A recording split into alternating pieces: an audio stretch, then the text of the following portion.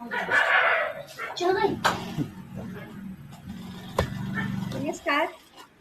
अशोक पूर्वा जी के बिल्कुल। ऑनलाइन पुस्तक चर्चा आयोजन में आप सभी सुनने वालों एवं देखने वाले सुधीजनों का मैं लिली मित्रा हृदय से स्वागत करती हूँ एवं अभिनंदन करती हूँ। आज के इस पुस्तक चर्चा आयोजन में हमने जिस पुस्तक को लिया है वो इस पुस्तक का नाम है पहली औरत राना लियाकत बेगम और इसके लेखक हैं राजगोपाल वर्मा जी, जो मेरे साथ इस समय मंच पर उपस्थित हैं। सर, नमस्कार आपका नीली जी। अशोक पूर्वा के मंच पर आपका हृदय से स्वागत है। बहुत धन्यवाद आपका। तो मैं पहले एक छोटा-सा परिचय सर का दे देती हूँ। गोपाल वर्मा जी ऐतिहासिक पृष्ठभूमि पर लिखे जाने वाले उपन्यासों की दुनिया में एक जाना-माना नाम है और आपको महावीर प्रसाद द्विवेदी सम्मान एवं कमलेश्वर स्मृति सम्मान प्राप्त हो चुका है। आपकी पुस्तकों में बेगम समरू का सच, किंग मेकर्स, दुर्गावती, 1857, शंखनाद, 1857, चिन्ह, ये सभी किताबें ऐतिहासिक पृष्ठभूमि पर लिखी गई हैं और इतिहास में दबी परतों को अपनी शोधपरक दृष्टि से तर्क संगत तथ्यों के साथ उकेरना आपकी लेखनी की प्रमुख विशेषता रही है। तो सबसे पहले सर, हम चाहेंगे कि आप हमारे देखने वालों को उस पुस्तक का मुख पृष्ठ दिखाएं। बिल्कुल, ये मेरा सौभाग्य हुआ। ये किताब राना बेगम, जो पाकिस्तान के पहले प्रधानमंत्री की पत्नी थी, ये उनकी एक तरह से जीवनी कह सकते हैं आप, उनका जीवन गाथा, उसको मैंने लिखा है। और इसका कारण यह था कि भारत में मैंने इस विषय पर कोई किताब नहीं देखी। मैं चाहता था कि इस महिला के विषय में हम लोग जानें, किस तरह से उन्होंने संघर्ष किया, कैसे अपनी जगह बनाई और क्या पृष्ठभूमि थी उनकी। तो इस वजह से मैंने ये किताब लिखी। सर, ये किताब किस प्रकाशन से प्रकाशित है, ये भी ज़रा बताएँ हमारे सुनने वालों को, हाँ, यदि इच्छुक हो तो? हाँ, हाँ, बिल्कुल, बिल्कुल। यह किताब सेतु प्रकाशन नोएडा से प्रकाशित हुई है। अभी इसी पुस्तक मेला में, जो विश्व पुस्तक मेला था, इसमें लॉन्च हुई थी और ये लगभग 272 पेज की किताब है, जो जी। सेतु प्रकाशन ने प्रकाशित की है। और इसका मूल्य भी शायद इसका 349 रुपये, 349 रुपीज इसकी कीमत है, सेतु प्रकाशन से। जी, ठीक है। चलिए, धन्यवाद सर। अब हम अपनी चर्चा को आगे करते हैं, बढ़ाते हैं। तो पहली बात मैं आपसे ये पूछना चाहूँगी कि जो किताब का शीर्षक रखा है, काफ़ी अट्रैक्टिव है, काफ़ी ध्यान आकर्षित करने वाला है, पहली औरत जी, जो आपने शुरू किया है। तो इस पर जी, जी। बताएँ, कोई ख़ास वजह इस मतलब इस शीर्षक को रखने की? ये शीर्षक जो है, इसका केवल उद्देश्य यह था कि लोग ये जानें कि जैसे भारत में प्रथम फर्स्ट लेडी, वो कहते हैं, जो राष्ट्रपति उनकी पत्नी होती है, लेकिन वहाँ पर राष्ट्रपति की कॉन्सेप्ट नहीं है। तो वहाँ जो वहाँ के पहले प्रधानमंत्री बने, उनकी पत्नी को फर्स्ट लेडी का दर्जा दिया था। और उसके बाद जो उन्होंने काम किए हैं, जो पहली, जैसे वो पहली गवर्नर बनी बाद में, फिर वहाँ की पाकिस्तान की पहली गवर्नर, महिला गवर्नर। उसके बाद वो 2 कंट्री में, इटली और स्विट्जरलैंड में राजदूत रही, पहली महिला राजदूत रही। यूनेस्को में उन्होंने काम किया। वो वाइस चांसलर भी रही विश्वविद्यालय की, बाद में चांसलर बनी। तो एक तरह से उनका यह पहली स्त्री कहिए उसको, या पाकिस्तान में जिस तरह से उन्होंने कदम बढ़ाए, जिनके बारे में माना जाता है कि महिलाओं को वहाँ थोड़ा पीछे रखा जाता है, तो उन्होंने बढ़कर काम किया, इसलिए इसको पहली औरत कहा गया। यह थोड़ा सा आकर्षण देने के लिए भी था, लेकिन उनका इनिशिएटिव था कई चीज़ों में। अच्छा, ठीक है। तो सर, किताब में बतौर किरदार राना लियाकत बेगम पर लिखने की क्या वजह? मतलब बतौर किरदार आपने, क्योंकि बहुत सारे किरदार हाँ। हैं, और मैं ये भी देखती हूँ कि आपने जिन पर लिखा है, जैसे रानी दुर्गावती पर लिखा है, बेगम समरूद पर लिखा है, फिर मतलब एक अननोन से नाम उठाए हैं आपने। किरदार के तौर पे इनको क्यों चुना? इनको इसलिए चुना कि ये इनका जो बैकग्राउंड था, इनकी जो पृष्ठभूमि थी, वो पहले ये लोग हिंदू थे, उसके बाद क्रिश्चियंस बने, और क्रिश्चियंस के बाद मुस्लिम बने। और ये अल्मोड़ा, उत्तराखंड में अल्मोड़ा जगह है, वहाँ के मूल रूप से निवासी थे। अच्छा। इनके राणा लियाकत बेगम के जो पेरेंट्स थे। तो इनकी जो यात्रा थी, जो इस तरह से इनका पारिवारिक पृष्ठभूमि थी, और उसके बाद ये फिर पाकिस्तान के मुस्लिम परिवार में गई, तो बहुत रोमांचक था। मुझे जब मैंने इनके बारे में जानना शुरू किया, तो जितना मैंने इनके बारे में पढ़ा, जितना समझा, तो मुझे बहुत रोमांच हुआ। और मुझे लगा, क्योंकि इनकी पृष्ठभूमि कई जगह से जुड़ी थी। जैसे लखनऊ से थी, लखनऊ में इन्होंने पढ़ाई की अपनी। फिर ये दिल्ली में आईपी कॉलेज में रही, वहाँ पे इन्होंने पढ़ा। लखनऊ यूनिवर्सिटी से पढ़ने के बाद ये वहाँ गई, थोड़े दिन के लिए कोलकाता भी रही। तो उसके बाद दिल्ली से इन्होंने सोशल वर्क किया, फिर चली गई वहाँ पर पाकिस्तान। तो इनकी जर्नी जिस तरह की थी, वो अद्भुत किस्म की थी। तो मेरा मन किया, फिर मैंने देखा तो इन पर यहाँ पर कुछ पढ़ने को मिलता नहीं। अगर आप भी कोशिश करें तो जी, ये जी। कोई चीज़ इनके बारे में पढ़ने को नहीं मिलेगी। और इनका हरियाणा में एक जगह है करनाल, दिल्ली से थोड़ा दूरी है। जी, करनाल, जी। इनके हस्बैंड जो थे वो करनाल के नवाब थे। और करनाल के बाद, करनाल का एक सिरा मुजफ्फरनगर से जुड़ा हुआ है, जो मेरा होम टाउन है।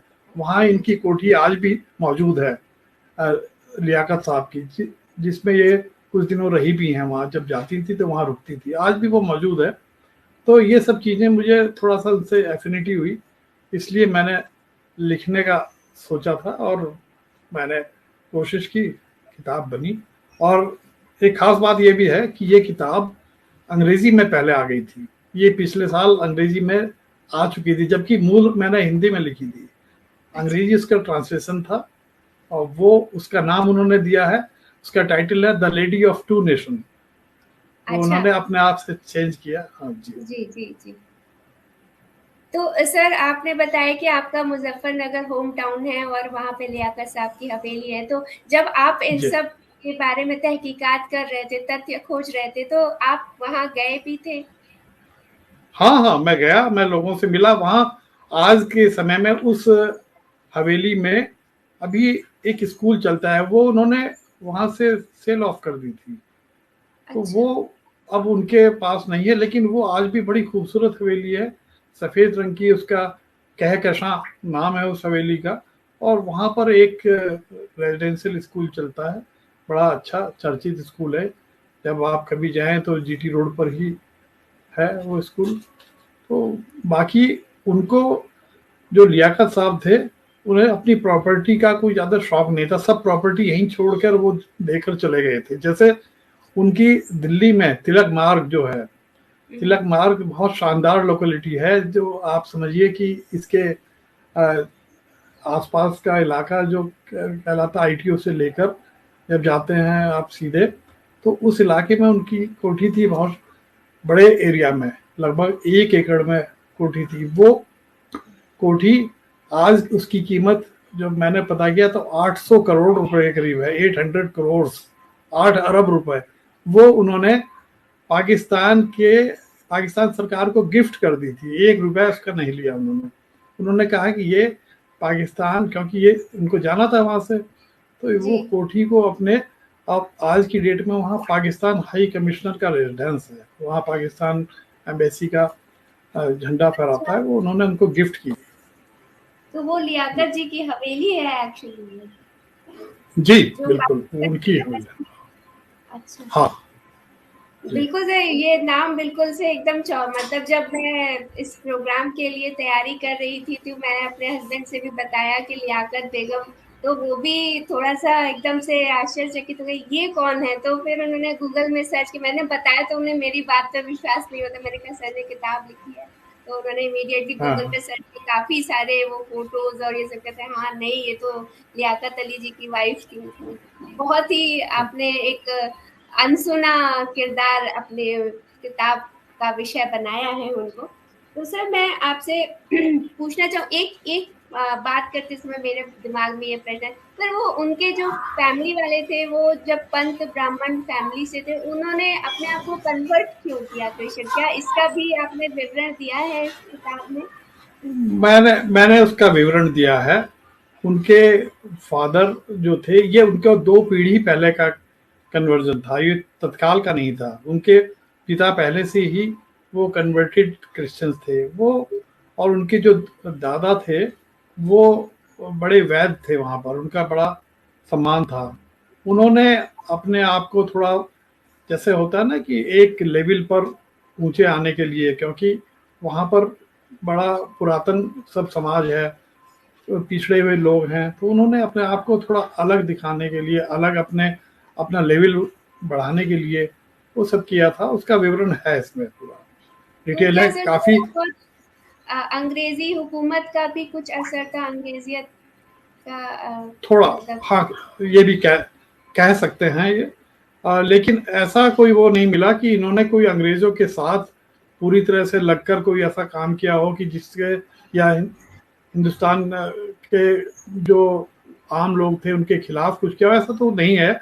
लेकिन सबको अपना ये रहता ना कि जो अंग्रेजियत से और उस स्टाइल से जीने का जो एक थोड़ा। अंदाजा, जैसे अब ये, जी, तो वो शिवानी जो एक बड़ी राइटर हैं, जो गौरा पंत शिवानी जी, जी उनका जी और जी। इनका परिवार बिल्कुल दोनों के बगल में आसपास रहते थे, बीच में केवल एक दीवार थी। तो वो शिवानी जी ने अपनी एक किताब में भी लिखा है कि हम देखते थे कि बगल के घर में उनकी लड़कियां बड़े स्मार्ट होकर कपड़े पहन के ऐसे निकलती थी, स्कर्ट पहनकर, और हम लोग बड़े डरे सहमे रहते थे। फिर उनके यहाँ बड़ा अच्छे नॉन वेज की खुशबू आया करती थी, और हम लोग जो है अपनी दाल भाजी इसी में रहते थे, तो हमारे भाई भाई सब बड़े परेशान होते थे। और ये लोग अपना, तो बहुत इस तरह का वर्णन उन्होंने दिया है। लेकिन दोनों परिवारों में कोई लोगों को ये भ्रम है कि ये शिवानी जी के परिवार से हैं, पंत, क्योंकि ये भी पंत फैमिली से थे वो भी। और पर दोनों अगर बिल्कुल दोनों अलग, बिल्कुल बगल में रहते थे, लेकिन कोई उनका आपस में ऐसा नहीं था। बल्कि कहें तो आना जाना भी नहीं था। वो पसंद नहीं करते थे कि भाई ये क्रिश्चियन बन गए हैं तो इनके यहाँ से, दोनों के संबंध ऐसे नहीं थे।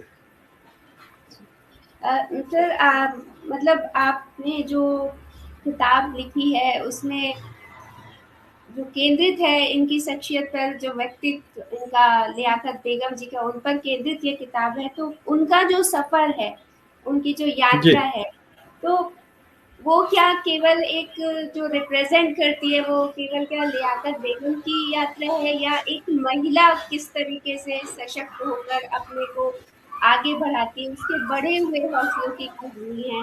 तो किन किन तथ्यों के साथ आपने उन इस बात को अपनी किताब में रखा है?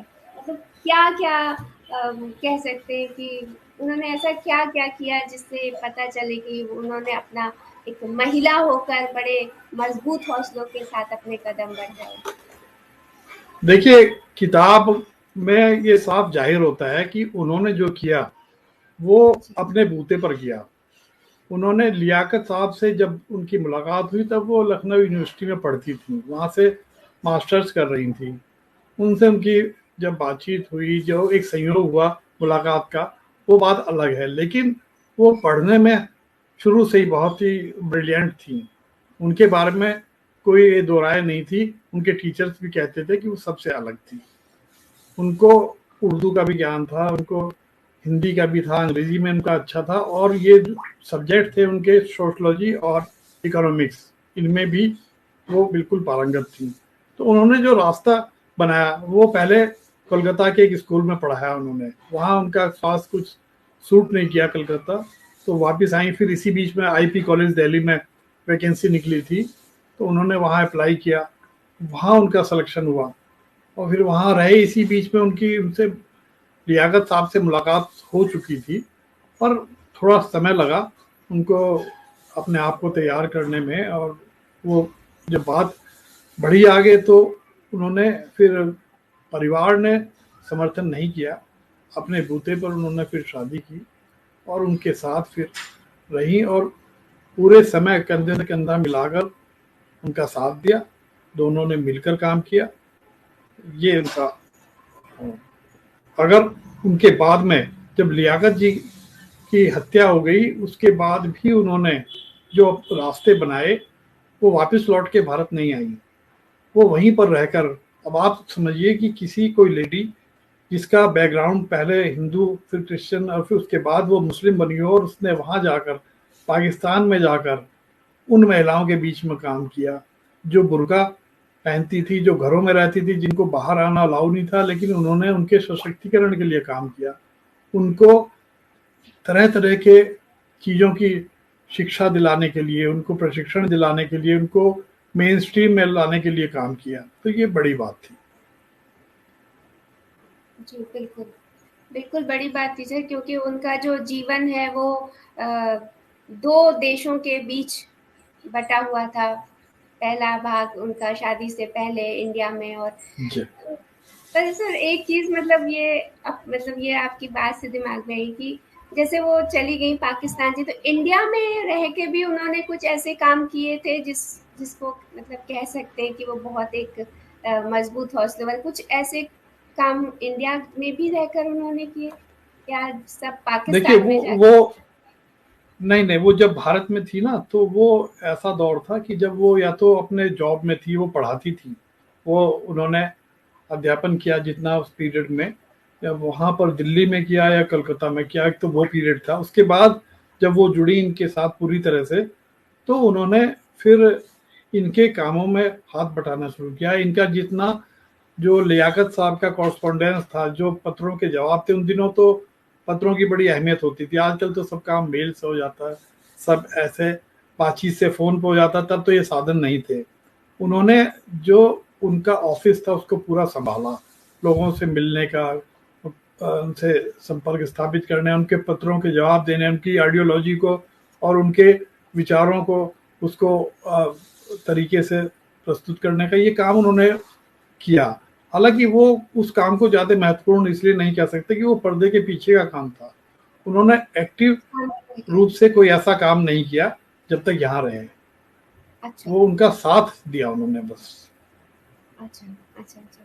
तो सर एक बात और यहाँ आती है कि जैसे 2 जगह पे उन्होंने काम किया, तो उनके जीवन में कुछ बदलाव सा अगर परिलक्षित हुआ हो, क्योंकि इंडिया में सरकमस्टेंसेस दूसरे होते हैं, पाकिस्तान का एक अलग समाज है, तो उनका किसी ने वहाँ पर विरोध करना या इस तरीके की चीज़ें नहीं हुई कि यहाँ से भारत से आई हैं, वहाँ पे उनको कैसे देखा जाता था?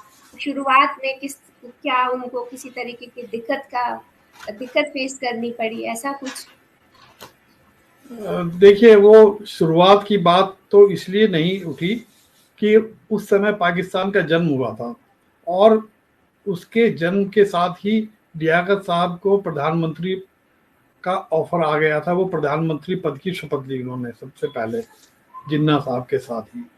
तो ये जो है, प्रधानमंत्री की जो पत्नी है, उसके सामने और किसी की हैसियत तो होती नहीं है। उन्होंने उस हैसियत से काम किया जब तक। लेकिन जब 1951 में उनकी हत्या हो गई, एक पब्लिक मीटिंग में उनको गोली मार दी गई थी, उसके बाद से जो उनका सफर है वो उनका अपना सफर था। उसके बाद जो उन्होंने जगह बनाई, वो अपने बूते पे बनाई, अपने आप से बनाई। उनको उनके सामने कई संकट आए, तरह तरह की उनकी आइडेंटिटी को लेकर भी बात, जैसा आप कह रही हैं, वो बात भी सामने आई। लेकिन उन्होंने हिम्मत नहीं हारी, उन्होंने अपने आप से अपना रास्ता बनाकर और लोगों को संगठित किया, अपने आप को एक्टिव किया। तभी पहले उन्होंने वहाँ पढ़ाया भी, उसके बाद जाकर, और फिर वो वाइस चांसलर बनी, गवर्नर बनी, और बताया मैंने आपको कि 2 कंट्रीज में राजदूत रही, यूनेस्को में महिलाओं का डेलीगेशन लेकर गई। तो उन्होंने सब काम, वो फिर तो उनकी अपनी अपनी अलग आइडेंटिटी थी। उनके बच्चे थे छोटे वहां पर, उनको लोगों ने कहा भी, सोचा कि ये चली जाएंगी वापस इंडिया, भी इनका यहाँ कौन है, लेकिन वो नहीं आई। उन्होंने पाकिस्तान में रहकर उन परिस्थितियों से जूझ कर अपना रास्ता बनाया, अलग से बनाया, बिल्कुल अकेले उन्होंने किया। तो इस उपन्यास में आपका सबसे आपका कोई प्रिय प्रसंग है जो आपको बहुत पसंद, जिसको करते समय, जिसको लिखते समय आपको बहुत इंटरेस्ट आया हो और आप खुद भी मतलब क्या बोलते हैं, रोमांचित हुए हो कि वाह, ये लिखने में ज्यादा मजा आ रहा है, कुछ ऐसा एक्साइटिंग मोमेंट आपको लिखते समय इस किताब को? नहीं, ऐसे तो उनका सारे प्रसंग इस तरह के थे। उनकी जो पहली मुलाकात थी जी। वही सबसे इंटरेस्टिंग थी। उनको जब कॉलेज में थी वो कल्चरल प्रोग्राम्स का काफ़ी वो इसमें इंटरेस्ट रखती थी। उनको एक प्रोग्राम हुआ था पटना में बाढ़ पीड़ितों की मदद के लिए, वहाँ फ्लड आई थी, तो उसके लिए चंद वो इकट्ठा कर रहे थे कि कुछ एक कल्चरल प्रोग्राम लखनऊ विश्वविद्यालय में हुआ था। उसके लिए उनकी ड्यूटी लगाई गई कि आप जाकर इतने पैसे का अरेंजमेंट करोगे, लोगों को ये स्लिप देके और उनको टिकट के लिए, टिकट खरीदने के लिए। तो ये वहाँ विधानसभा के गेट पर वहाँ जाकर इन्होंने लोगों से बातचीत करनी शुरू की। तभी ये लियाकत साहब से इनकी मुलाकात वहीं हुई थी। इन्होंने कहा कि सर आप एक टिकट लीजिए, तो कहने मैं तो आ नहीं सकता। कहने नहीं सर क्यों नहीं आएंगे आप, आपको आना चाहिए, हम लोग इतना अपने लिए थोड़ी कर रहे हैं, हम तो समाज के लिए कर रहे हैं। तो उन्होंने कहा अच्छा ठीक है, एक टिकट ले लेते हैं। तो कहने नहीं सर एक क्यों, फिर आप दो लीजिए ना। कहले दो क्यों? उन्होंने कहा कि दो इसलिए कि मेरा काम हल्का हो जाएगा, मेरे टिकट मुझे लोगों को देने हैं। तो उन्होंने कहा कि अरे मेरे साथ तो कोई है नहीं, मैं तो अकेला हूँ। तो कहने सर आप देख लीजिए, किसी को कोई मिले तो ठीक है, नहीं तो मैं आपके साथ, मैं आपका साथ दूंगी, मैं रहूंगी प्रोग्राम में। तो वो हंसे, उन्होंने कहा अच्छा ठीक है चलो। तो दो टिकट, उन्होंने दो टिकट ले लिए। फिर ये उनको मिली वहां पर, इन्होंने देखा, आए थे तो बैठी उनके पास थोड़ी देर, लेकिन इनका भी प्रोग्राम था वहां पर। तो ये फिर उसमें बिजी हो गए। उसके बाद से इनका लियाकत साहब को इनकी साफ गोई पसंद आई और फिर इनसे बातचीत इनकी होने लगी। और कुछ दिनों बाद ही फिर उन्होंने अपना इनको प्रपोज किया। तो ये बड़ा इंटरेस्टिंग था, पहली मुलाकात ही थी। अच्छा, पहली मुलाकात वाला ये था। और जी जैसे सर, वो एक हिंदू परिवार से, ब्राह्मण परिवार से मुस्लिम उसमें आई, और जी। उस समाज में तो कुछ सर घरेलू भी कुछ कॉन्फ्लिक्ट हुए उनके साथ, मतलब कुछ मतभेद घर वालों की तरफ से कि वहाँ नहीं जाना है, कुछ इस तरीके की चीजें भी हाँ आपने बताई हैं इसमें? हाँ हाँ हाँ हाँ, वो भी हुए हैं। इनके इनके घर से तो, इनके पेरेंट्स से तो अप्रूवल नहीं मिल पाया कभी भी। लेकिन बाद में इनके भाई वगैरह वो आने लगे थे। और लेकिन इनके पिता और माँ का तो दोनों तरफ का रुख था, लेकिन पिता बहुत स्ट्रिक्ट थे, उन्होंने इसको अप्रूवल नहीं दिया था। और उधर लियाकत साहब के तरफ से, हालांकि लियाकत साहब जो है शादीशुदा थे, ये बात आपको जाननी होगी कि ये इनकी ये दूसरी पत्नी थी। पहली पत्नी को उन्होंने लेकिन तलाक दिया, और तलाक देने से पहले उनको सारी व्यवस्था, सारी जो प्रॉपर्टी थी वहाँ की, वो सब उन्हीं को दे दी। करनाल की जो भी उनकी बहुत बड़ी पूरे नवाब थे वो वहाँ के, उनके पास ऐसी प्रॉपर्टी थी कि जिसकी हम कल्पना नहीं कर सकते, वो सब उन्होंने उनको दे दी थी। और उनकी उनसे कभी वो, क्योंकि जब वो बचपन में शादी हुई थी, जब कम एज के थे, और वो जैसे इनके यहाँ मुस्लिम परिवार में अपनी रिलेशंस में शादी हो जाती है, वो इसी तरह की शादी थी। और ये उसके बाद चले गए थे लंदन पढ़ने के लिए, ये लॉ करने के लिए लंदन गए थे। तो लौट के आए, उसके बाद फिर ये पॉलिटिक्स में आ गए। तो तब इनकी फिर मुलाकात हुई। तो वो शादी कभी पूरी तरह से कंज्यूम नहीं हुई है कह सकते हैं। और उन्होंने बिल्कुल उनका पूरा ध्यान रखा बाद तक भी। और ये बात देखी गई कि कोई ऐसा नहीं है कि उनको कोई परेशानी में रख के इन्होंने शादी की हो या छिपा के शादी की हो, ये नहीं हुआ। उनकी घर की तरफ से सहमति थी। सर, आपने बहुत सारे, मतलब बेसिकली आप जनरली ऐतिहासिक पृष्ठभूमियों पर ही उपन्यास लिखते हैं, तो आपकी इसमें विशेष रुचि है। तो मैं सर ये जानना चाहती हूँ कि क्या वजह है कि आपको ऐतिहासिक विषयों को ही चुनना पसंद किया आपने, इनको ही महत्व देना, और उसमें भी ऐसे ऐसे विषय, ऐसे ऐसे किरदार जो बहुत मतलब फेमस नहीं है, लोग उनको नहीं जानते हैं, तो इसकी प्रेरणा कहाँ से मिली? ये तो पहला जो मैंने पहली किताब लिखी वो बेगम समरू का सच, आपने देखी होगी वो। जी। तो बेगम समरू का सच जो है वो, ये सब अपने आसपास के जगह से ही ढूंढते हैं। हम भी अब मेरठ मुजफ्फरनगर को बिलोंग करते हैं, तो मेरठ के पास ही वो सरदना है, तो वहाँ बचपन में भी खूब जाया करते थे। बड़ा रोमांच होता था उस टाइम भी, ये कैसे वो रही होगी। उसके बाद जॉब में चले आए तो फिर कभी ज्यादा ध्यान नहीं दिया। अब इतने सालों बाद याद आया कि अरे उस पर मैंने पहले पढ़ा उसके बारे में, बेगम समरू के। जब मैंने लिखने का मन किया कि इस पर कुछ एंगल देखा जाए, तो पहले मैंने जितना लिटरेचर था, लगभग 12 किताबें थी, मैंने सब एक एक करके सब पढ़ी। और उनमें से 12 में से लगभग 7 या 8 किताबें तो इंग्लिश में थी, वो मतलब मैंने। सिर्फ समरू के उपन्यास को लिखने के लिए आपने 12 किताबों का अध्ययन किया, जी, उनसे रिलेट। मैंने, अच्छा। हाँ, उनसे रिलेटेड जो भी था हर चीज को मैंने पढ़ा। और मैंने फिर समझा कि उनके साथ इन राइटर्स ने तो बिल्कुल न्याय नहीं किया। मैंने देखा कि उसमें, अच्छा, एक मेरे परिचित थे, उनके फादर ने अब से लगभग 40 साल पहले बेगम समरू पर पीएचडी की थी उन्होंने, उनकी थीसिस थी। तो मैंने फिर उसको खोजने की कोशिश की।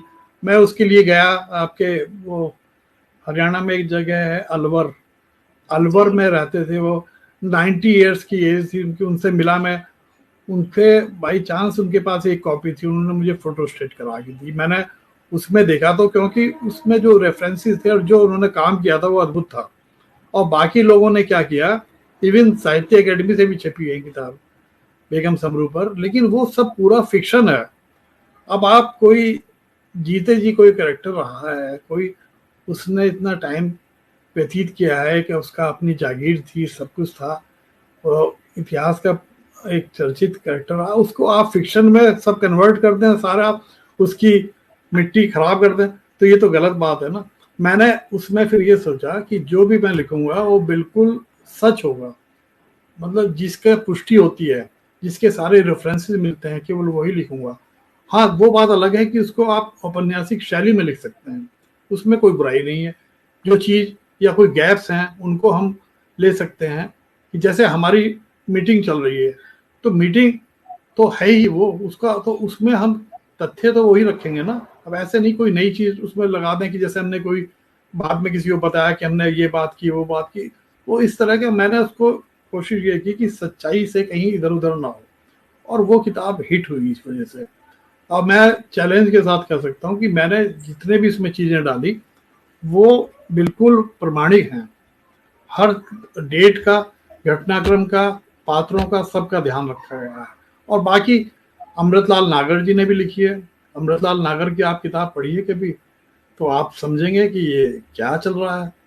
कुछ भी उन्होंने अपने बीच में डाल लिया, क्योंकि लोगों को क्या है कि वो घर बैठ के फिक्शन लिखना आसान रहता है, और हिस्ट्री में आपको चूल से चूल मिलानी पड़ती है ना, कि अगर कहीं जरा सी भी कोई कमी रही तो आपको ट्रोलिंग करने लगेंगे, लोग कहेंगे ये तो सनी गलत है, ये तो बात ही गलत है, ये तो ऐसा था ही नहीं। तो जी। वो मैंने गंभीरता से वो लिखी, और मुझे खुशी है कि वो सही साबित हुई सब चीजें। तो सर ये जो बेगम लियाकत राना लियाकत जी वाली जो किताब लिखी है, उस उसको उसको लिखने के लिए आपने कितनी से कितनी किताबें, उसको मतलब 12 किताबें पढ़ी, इसके लिए आपने क्या क्या पढ़ा? उसके लिए किताबें तो लगभग नहीं के बराबर थी, लेकिन रेफरेंसेस मिलते हैं, और वो भी अलग अलग मिलते हैं। जैसे इनके बारे में जब पढ़ते हैं, लियाकत साहब के बारे में, तो उनका जहाँ जिक्र आता है, या जिन्ना के बारे में आप जब पढ़ेंगे, जिन्ना और इनकी पत्नी की थी, उनकी जो बाद में डेथ हो गई, उनकी पत्नी की और राना बेगम की भी अच्छी दोस्ती रही। और अच्छा। जिन्ना साहब भी इन्हें मानते थे, तो जिन्ना साहब को पढ़ना पड़ता है उसके लिए आपको। हमने इनको, इनके बारे में तो कुछ था नहीं, तो हमने जिन्ना साहब को पढ़ा पहले, जहां जहां अच्छा। इनका जिक्र आया फिर उसको नोट्स बनाए। फिर हमने इनके हस्बैंड के बारे में जितना पढ़ सकते थे मैक्सिमम वो पढ़ा। उसके सारे और कई रिसर्च पेपर्स वगैरह देखने पड़ते हैं, वो कंसल्ट किए। इनकी इनके जो भाषण होते थे, वो भाषण में भी, वो उन्होंने एक भाषण में कहा था कि लोगों को बड़ी दिक्कत है कि मेरी पत्नी जो है वो दूसरे मजहब की थी, वो यहाँ पे आई तो उससे क्या फर्क पड़ा, अब वो यहाँ पर आ गई हैं तो हमारे साथ मिलके काम कर रही है। यहाँ की महिलाओं के लिए काम कर रही हैं, अगर वो उनको नर्सिंग प्रोफेशन में जाने के लिए कहती, उन्होंने विदेश तक भेज के ट्रेनिंग कराई और कंप्यूटर की ट्रेनिंग दिला रही हैं, तो इसमें बुराई क्या है? इसमें कोई वो गलत रास्ता थोड़ी दिखा रही हैं, तो आप लोग क्यों उनको इतनी दकियानूसी विचारधारा से रखते हैं? तो ये मैंने जहां जहां उनके बारे में थोड़ा थोड़ा भी मिला वो सब इकट्ठा किया और उससे कहानी बुनी, और वो बिल्कुल उसमें आप समझिए कि 95% सच्चाई है और 5% केवल उसको फिक्शनलाइज किया गया है, पर वो भी फिक्शन है नहीं, वो भी लगभग सच के बराबर ही है। ये तो सर बिल्कुल परत से परत खोल के चूर से चूर मिलाने वाला काम किया है। और वो तो करना पड़ता है। बिल्कुल आपने कहा ये पहली किताब उन पर है, तो ये तो सर आपने भी एक इतिहास ही रच दिया है लियाकत बेगम जी को पर किताब लिख के। सर और कुछ बताइए, कोई इंटरेस्टिंग फैक्ट इस किताब में जो आपने दर्ज किया है? इतनी सारी आपने रिसर्च किए हैं, इतने सारे भाषण पढ़े हैं, अ, कुछ हाँ, सामाजिक ये तो विरोध पढ़ना किस। पड़ता है। जी। जी, तो सर कुछ और इंटरेस्टिंग फैक्ट अगर आप बताना चाहें। इंटरेस्टिंग फैक्ट तो अब देखिए ये है कि जब ये वहां पर जिस दिन उनका वो जा रहे थे अपना एक भाषण देने जा रहे थे एक प्रोग्राम में, तो उन्होंने सवेरे कहा अपनी पत्नी से कि देखो आज मैं बड़ी इंपॉर्टेंट एक तकरीर दूंगा वहां पर। और उसको तो कहना है, तो क्या तकरीर है वो इम्पोर्टेंट, बताइए हमको भी। कहना अब तुमको बता दिया तो फिर वो इम्पोर्टेंट कहाँ रह गई? वो हम जा रहे हैं अभी, जरा था करेंगे आपको मालूम चल जाए। कहने रहे हम तो आपकी बीवी हैं, तो आप हमको नहीं बताओगे पहले? कहना है तो ये पूरा जो पाकिस्तान की जनता जो है हमारा वेट कर रही है, हम उसको छोड़ के तुमको केवल बताएं, तो वेट करो तुम भी। तो वो वहां पर गए थे कुछ खास अनाउंसमेंट करने के लिए, लेकिन वहां उनकी हत्या हुई। तो अगले दिन एक प्रोग्राम में इनको जाना था, बेगम लियाकत को, और आप समझिए उनके एक दिन पहले उनके हस्बैंड की हत्या हो गई हो। तो उन लोगों ने कहा कि हम कैंसिल करते हैं उस प्रोग्राम को। तो उन्होंने कहा नहीं, कैंसिल नहीं, आप मैं आऊंगी तो नहीं, लेकिन मेरा लिखा हुआ भाषण आप पढ़ लीजिएगा। तो उन्होंने उस समय भी ऐसे समय भी इतना वो ऐसे समय में वो भाषण भी, और उसको कैंसिल नहीं होने दिया उस प्रोग्राम को। तो ये बड़ी बात थी। और आप समझिए कि लियाकत साहब इतना बड़े खानदान के होते हुए इतना, आज के टाइम में आप ये समझो जो 800 करोड़ की तो एक मैंने कोठी बताई उनकी, और यहाँ पे जो उनकी कई सैकड़ों गांव की जायदाद थी उनकी पूरी, उनके पास हजारों एकड़ जमीन थी। तो वो तो अरबपति से भी ज्यादा कहीं मानिए उनको, उन्होंने सब छोड़ दिया था। जब उनके उनके गोली लगी और उसके बाद हॉस्पिटल ले जाया गया, तो उनके जुराब तक भी फटे हुए थे। आप समझिए कि वो बहुत ही कायदे से रहने वाला आदमी थे, 1 रुपया भी फालतू खर्च नहीं करते थे। अपने बच्चों को, एक बार उनके 2 बेटे थे, उन्होंने कहा कि आप हमको वहां पे कई बार अपने फ्रेंड्स से बड़ा बेइज्जत होना पड़ता है। कहना क्यों? कहना सब के सब तो गाड़ियों से आते हैं और उनके नौकर लेने आते हैं, और हमको ऐसे ही आप भेज देते हो और हमें अपना भी आना पड़ता है। कहना देखो ऐसा है कि अगर इस तरह से रहोगे तो तुम उससे बेहतर तरीका ये है कि घर पे ही तुम पढ़ो, मैं घर पे ही तुम्हारे लिए अरेंजमेंट करा देता हूँ, मैं ये गाड़ी वाड़ी तुम्हारे लिए, और नौकर चाकर घर पे है नौकर, तुम इनका इनसे तुम खुश हो लो कि तुम्हारे आसपास नौकर घूम रहे हैं।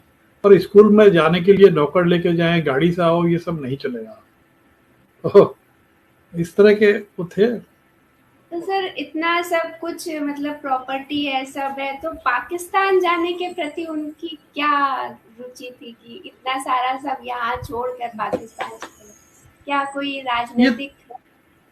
हाँ, वो तो राजनीतिक वो था ना कि उनका जिन्ना साहब से उनका बहुत अच्छी ट्यूनिंग थी दोनों की। इनके बड़े ये भी ऑक्सफोर्ड के पढ़े हुए थे। लियाकत साहब वहां से वकालत करके आए थे, पढ़ के आए थे, लेकिन इन्होंने वकालत कभी नहीं की। ये भी चाहते तो इनको अच्छा वो मिल जाता, लेकिन इनकी और जिन्ना साहब की जो बनी, और दोनों फिर अपने कम्युनिटी के लिए काम करने का ख्वाब था इनका कि भाई एक राष्ट्र बना है नया, उसके लिए इनके पास अपनी वहां पे कोई प्रॉपर्टी भी नहीं थी। बाद में बड़ी दिक्कत आई कि इनको ये कैसे रहने की है, तो गवर्नमेंट ने एक इनको पुराना मकान फिर एक गिफ्ट की तरह दिया, तब इनके बच्चे रहे। तो वो तो उनके अंदर जज्बा इस तरह का था, जबकि जिन्ना इनके विपरीत थे। एक मकान उनका भी था पहले, वो बम्बई में था, बम्बई वाला तो बात की बात है। उसके बाद उन्होंने जब दिल्ली में पॉलिटिक्स करने लगे तो एक मकान उन्होंने कहा, और इन्हीं के यहाँ आके ठहरते थे वो जिन्ना, यही सब उनकी सेवा करती थी मैडम और ये लियाकत साहब। तो बाद में बोले कि यार अब तो सारी पॉलिटिक्स दिल्ली से करनी पड़ेगी, मुझे भी एक मकान लेना है। तो इन्होंने मकान दिल्ली में, उस समय दिल्ली जब बस रही थी तब की बात है, तो इन्होंने, नई दिल्ली, तो उन्होंने एक मकान लिया और वो उधर कहीं लोधी एस्टेट के आसपास है वो मकान। पर जब ये फैसला हो गया कि अब जाना है इनको, तो पाकिस्तान उनको भी जाना था, इन्हें भी जाना था, उन्होंने वो मकान बेचने के लिए डालमिया जी से, जो बड़े इंडस्ट्रियलिस्ट थे उन दिनों, उनसे संपर्क किया कि भाई ये मकान का मुझे अच्छी कीमत दिलाओ। कहना मैं ही खरीद लेता हूँ। तो उन्होंने कहा कि क्या कीमत? कहना मैं आपको 4 लाख रुपए दूंगा। 4 लाख रुपए आज के कम से कम 10 करोड़ के बराबर है। तो उन्होंने कहा कि 4 लाख तो नहीं, मैं तो 4.5 लाख में बेचूंगा। कहने अरे तुम्हारी हमारी दोस्ती है, कुछ घटाओ कम करो। कहना नहीं। इन्होंने वो माने नहीं, उन्होंने पूरा 4.5 लाख रुपए रखवाया, तब जाके वो उनको बेचा था, और इन्होंने 1 रुपया नहीं लिया। तो दोनों में बहुत अंतर था, दोनों के स्वभाव में बिल्कुल काफी अंतर रहा। और यहाँ से भी जब गए तो ये इस समय गए थे केवल अपने पास, लियाकत साहब अपने पास एक एक बोरा भर के ले गए। उसमें उनके लाइटर्स थे, लाइटर जो सिगरेट पीते हैं, उन्हें सिगरेट के लाइटर्स कलेक्ट करने का शौक था।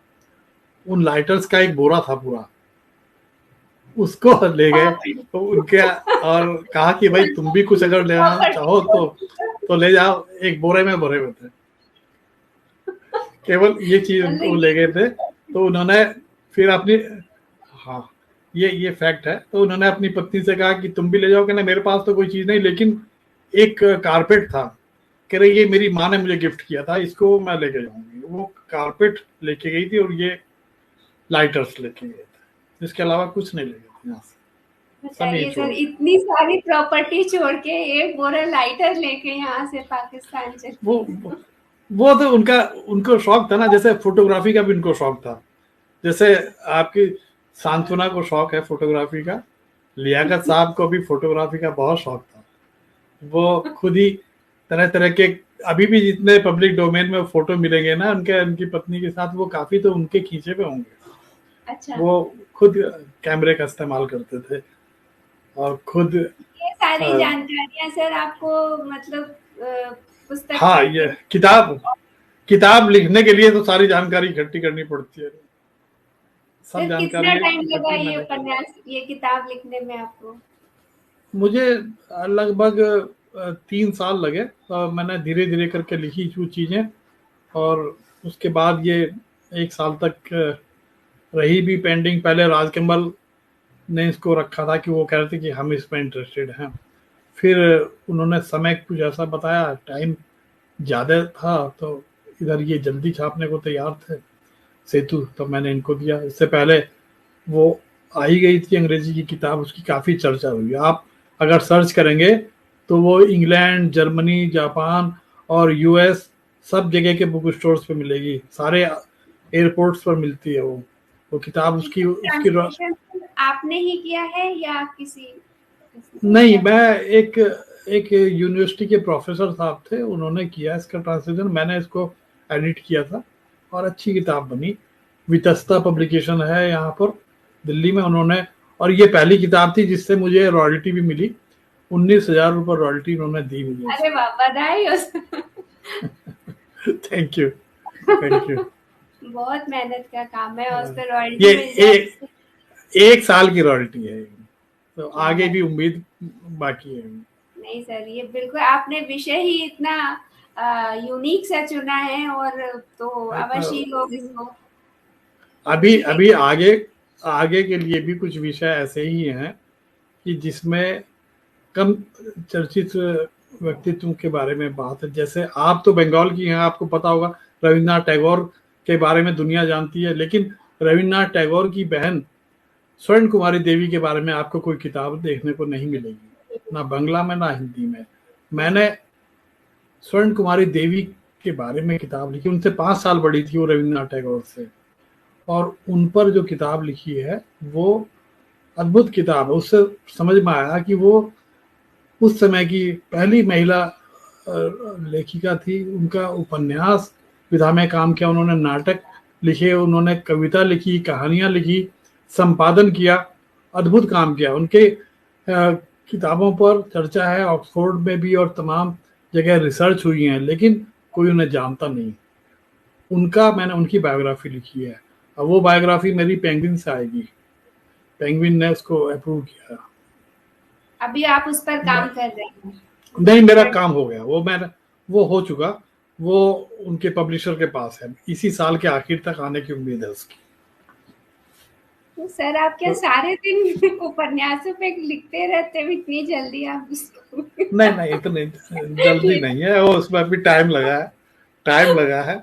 अगर आप 2 घंटे 3 घंटे भी अगर दिन में से कोई समय निकालें तो आप भी अच्छा काम कर सकते हैं। कोई ऐसा नहीं, सबका टाइम मैनेजमेंट की बात है, और नहीं थोड़ा सर, 2 आपको घंटे 3 घंटे तो आप लिखने में करते हो, बट वो जो दिमाग में जो चलता रहता है, तो क्या सारे समय आपके दिमाग में फिर ऐतिहासिक किरदार घूमते रहते हैं? हाँ, घूमते तो हैं ही, वो तो घूमते हैं।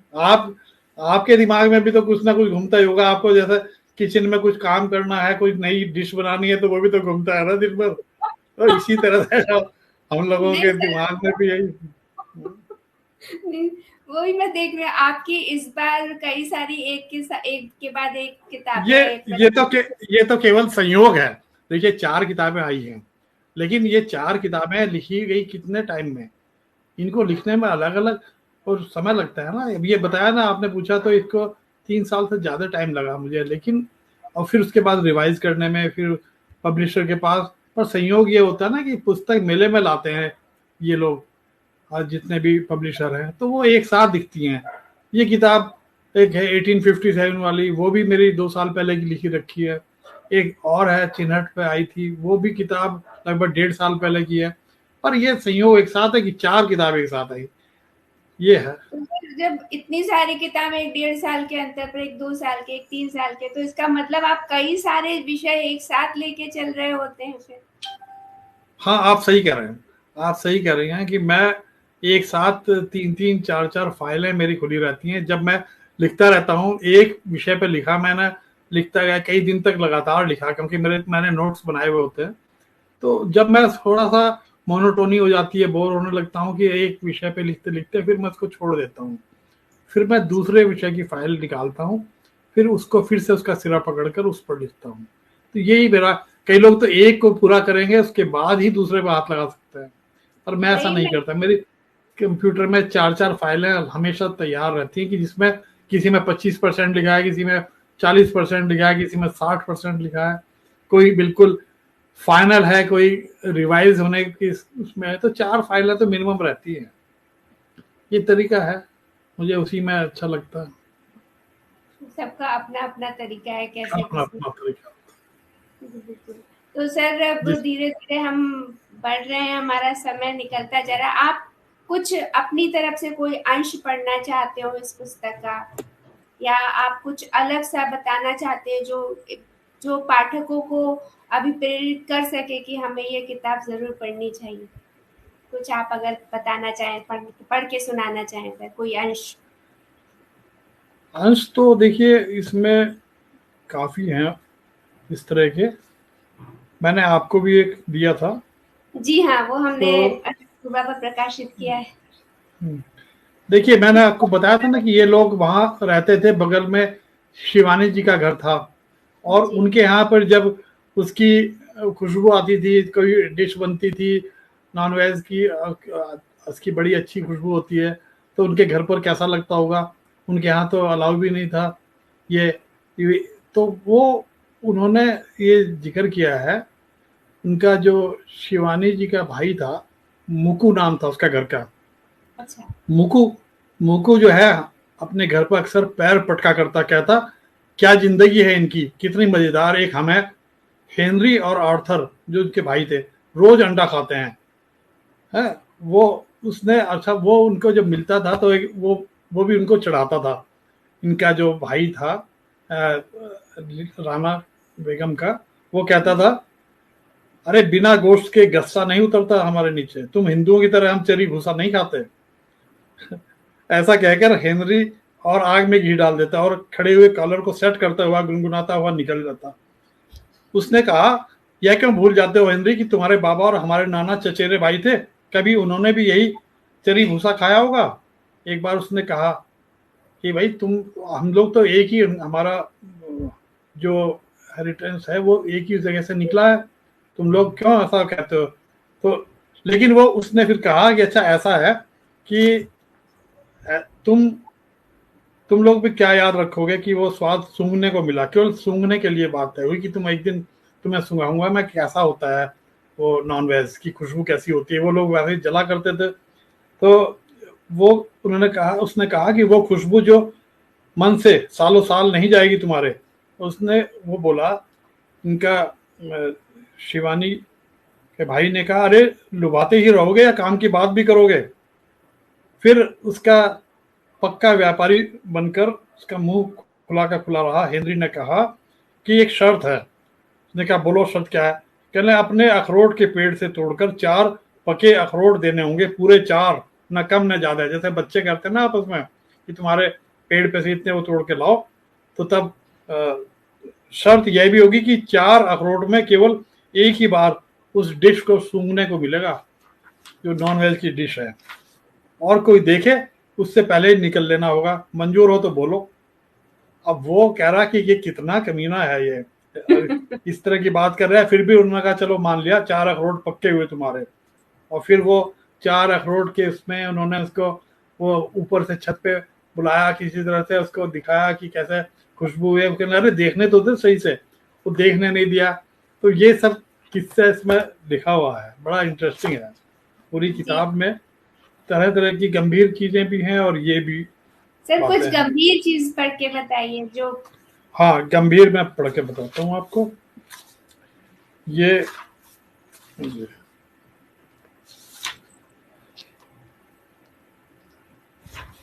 गंभीर यह है कि जब इनकी शादी हो गई उससे पहले एक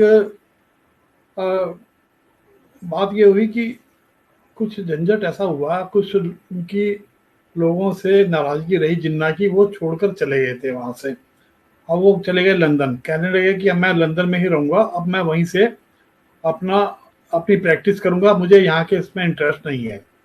लेकिन इन्होंने तभी इनकी शादी भी हुई थी लियाकत साहब की, राना बेगम और लियाकत की।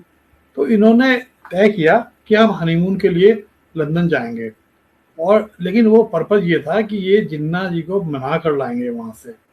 तो उसका मैंने पूरा एक चैप्टर में मैंने दिया है, उसका नाम है एक हनीमून ऐसा भी। तो ये वहां पर जिन्ना से मिलने गए थे और जिन्ना ने जो है ये इनसे मिले तो कहना ठीक है आप मेरे घर पे आना रात को 8 बजे, तब बात करेंगे। तो वहाँ का राना बेगम ने जो वहाँ का वर्णन किया था, उन्होंने कहा यह एक खूबसूरत शाम थी। उनका विशाल घर और उसका लॉन, सेब और अन्य मौसमी फलों से लदे वृक्ष खूबसूरती में 4 चांद लगा रहे थे। बयार के बीच पक्षियों की चहचहाहट से और भी सुंदर समा बन रहा था। मुझे याद है कि फातिमा इनकी बहन थी जिन्ना साहब की, क्योंकि इनकी पत्नी की डेथ हो गई थी पहले ही, तो ये इनकी बहन देखा करती थी सब काम। वो डेंटिस्ट थी और अपना सब वो छोड़कर ये इन्हीं के साथ ही रहती थी। मुझे याद है कि फातिमा जिन्ना सब इंतजामों और सुविधाओं का व्यक्तिगत रूप से खास ध्यान रख रही थी। एक बार को लगा कि जिन्ना को इस बेहतर सुरक्षात्मक घेरे से कोई नहीं निकाल सकता। भोजन के बाद लियाकत ने जिन्ना से फिर से अपना अनुरोध दोहराया। उनका कहना था कि मुस्लिम जिन्ना को चाहते हैं और उन्हें उनकी जरूरत है। राणा ने उनसे कहा जिन्ना साहब, मैंने लंबे समय से आपकी एक नायक के रूप में पूजा की है। मैं खुद महिलाओं को आपसे जोड़ने का काम बखूबी कर सकती हूँ। उन्हें आपकी पार्टी से जोड़ना जरूरी है, जिसमें मेरा भरपूर योगदान रहेगा। जिन्ना एक मुस्कान के साथ राणा की ओर मुखातिब हुए और बोले, आप अभी युवा हो, अनुभव नहीं है आपका, स्त्रियों को आप इतना नहीं जानती, इस संसार को भी नहीं समझती। इसके बावजूद जिन्होंने लियाकत के सभी तर्क सुने, उनकी थ्योरी में बराबर रुचि ली और जहां जरूरत थी प्रश्न भी किए, जिन पर लियाकत ने यथासंभव उन्हें संतुष्ट करने का भी प्रयास किया। आखिरकार उन्होंने लियाकत को जो कहा वह इस तरह था, आप वापस जाकर स्थिति का जायजा लें, देश के भिन्न भिन्न भागों में लोगों की भावनाओं को परखें, मुझे आपके निर्णय और संस्तुतियों पर भरोसा रहेगा। अगर आप कहोगे कि वापस आ जाइए, तो यकीनन मैं यहाँ की जिंदगी को तिलांजलि देकर वापस लौट आऊंगा। तो ये आप ये समझिए कि अगर ये अपने हनीमून के समय में लंदन नहीं गए होते और जिन्ना से मुलाकात नहीं की होती, तो जिन्ना कैसे आते यहाँ पर लौट कर। ये बड़ी महत्वपूर्ण बात थी। इन्होंने मतलब अपने व्यक्तिगत समय को भी अपने काम के लिए इस्तेमाल किया, उस जुनून के लिए इस्तेमाल किया जिसके लिए इनकी इच्छा थी। अच्छा, बिल्कुल। और जी यहाँ पर लियाकत बेगम के हौसले का भी हमें वो मिलता है कि वो जिन्ना साहब से बोल रही हैं कि मैं औरतों को उनकी हाँ पार्टी के हाँ साथ जोड़ने का प्रयास करूंगी। और जैसे कि जाहिर सी बात है कि वो मुस्लिम समाज है, तो वहाँ इतना खुलापन नहीं रहा होगा और उस समय नहीं था। महिलाओं करना बहुत बहुत बड़ा काम रहा होगा जो कि लियाकत बेगम ने किया। तो जी जी सर, इसके साथ ही हम इस प्रोग्राम को अब धीरे से समय बढ़ रहा है और मैं चाहती हूँ कि अब इसे हम इसका समापन की ओर चलते हैं। तो आपके साथ चर्चा जी करके किताब के बारे में बहुत कुछ जानने को मिला, कुछ अंश भी आपने पढ़ के हमें सुनाया, तो मैं उम्मीद करती हूँ कि हमारे सुनने वालों को पता चलेगा कि इस किताब में क्या है और ये किताब क्यों पठनीय है। और आपको भी मैं सर शुभकामनाएं देती हूँ कि ये किताब खूब ख्याति प्राप्त करे। और हमारे लिए, हमारे अशुभपूर्वा के मंच को समय देने के लिए मैं आपका पुनः धन्यवाद करती हूँ। धन्यवाद सर। धन्यवाद।